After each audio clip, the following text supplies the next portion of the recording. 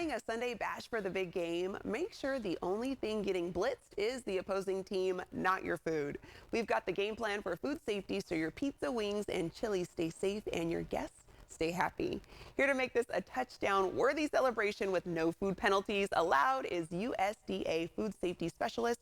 We have Mara Drum. Mara, thanks for joining us today.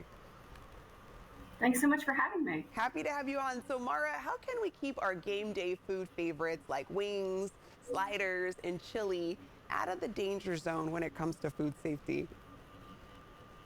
Yeah, so USDA wants to make sure that you have your game plan ready for the Super Bowl Sunday. And a good way to keep your food out of the danger zone is to make sure that you're paying attention to the 2-hour rule. So after 2 hours at room temperature, perishable foods like meat and poultry can fall into the danger zone. And that's between 40 degrees Fahrenheit and 140 degrees Fahrenheit. And within that temperature range, bacteria starts to multiply, and that's what makes you sick. So in order to prevent that, we recommend you following the 2-hour rule, and that's keeping your food out at room temperature for 2 hours.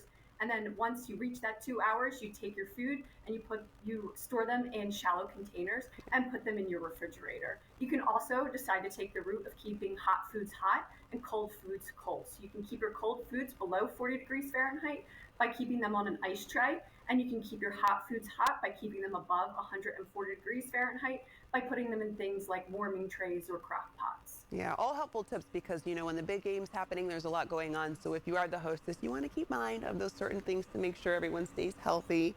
Can you give us your food safety playbook when it comes to reheating, serving, and even storing takeout or homemade dishes to prevent foodborne illnesses? Sure. So when it comes to reheating anything, we want you to make sure that you reheat your meat and poultry to 165 degrees Fahrenheit. And storing, similar to the 2-hour rule, we recommend that you store any leftovers in shallow containers and that you put them in the refrigerator. And those leftovers should be good for up to 4 days. Good to know. And then can you tell us your 4 steps to food safety, Maura? Sure. So we have 4 steps to food safety. They're clean, separate, cook, and chill.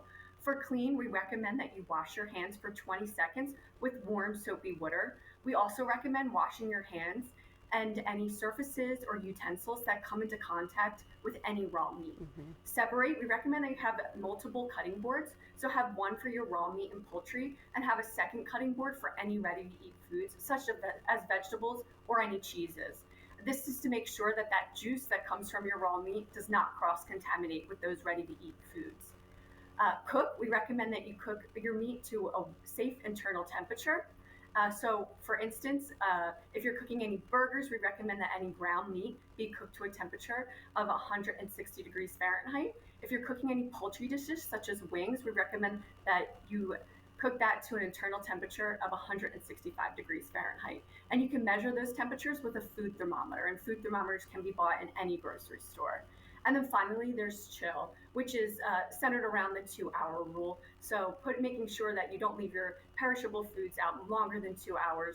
And once you hit those 2 hours, putting them in those shallow containers and putting them into the refrigerator. You can also follow the halftime rule, which is making sure that you put your food out at the beginning of the game and only putting out a portion of your food. And then after 2 hours, which is generally around halftime, replacing those foods and replenishing them with fresh food. I like that halftime rule. I'm going to keep that in mind. Okay, any final food safety tips for the big game, Mara? Yeah, if you have any questions or need any tips, you can go to our website at fsis.usda.gov. Perfect. Mara, thanks so much for hooking us up with all those food safety tips we need to know before the big game. And I'm going to let our viewers know where they can go for a little bit more information. For more game day tips to keep your food from fumbling this Sunday, visit foodsafety.gov.